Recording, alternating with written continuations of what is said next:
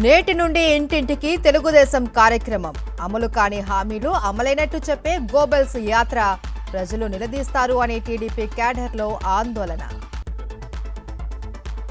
DSC scam కు నారా లోకేష్ బాధ్యత వహించాల్సిందే సూటిగా నిలదీస్తూ ఉన్న నిరుద్యోగ యువత.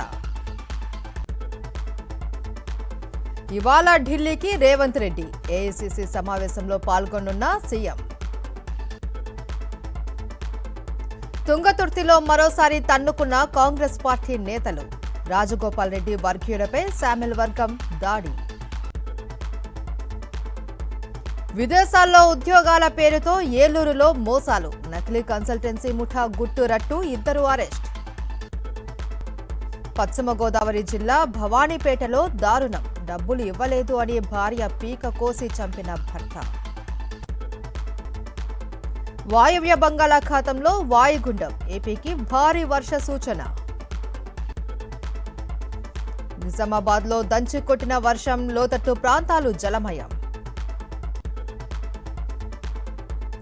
పోలవరం జిల్లా దేవీపట్నం వద్ద ఉధృతంగా గోదావరి గండిపోచమ్మ ఆలయంలోకి ప్రవేశించిన వరద నీరు. శ్రీ సత్యసాయి జిల్లా మడకసిరలో వైభవంగా భూతప్పల ఉత్సవం.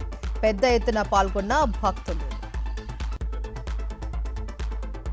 పేపర్ లీక్లు అరికట్టేందుకు హై పవర్డ్ టాస్క్ ఫోర్స్. ఇవాళ పార్లమెంట్లో కీలక బిల్లు ప్రవేశపెట్టనున్న కేంద్రం.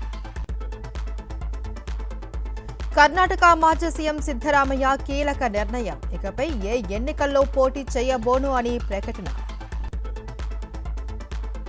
రఫేల్ యుద్ధ విమానాల కొనుగోలులో ముందడుగు. ఆగస్టులో భారత్ ఫ్రాన్స్ మధ్య ఒప్పందం కుదిరే అవకాశం. జింబాబ్వేతో 3వ టీ20లోనూ భారత్ గెలుపు. 35 పరుగుల తేడాతో విక్టరీ. Series clean sweep. మరిన్ని అప్డేట్స్ కోసం ఛానల్ ను సబ్స్క్రైబ్ చేయండి. నోటిఫికేషన్స్ కోసం బెల్ ఐకాన్ పై క్లిక్ చేయండి.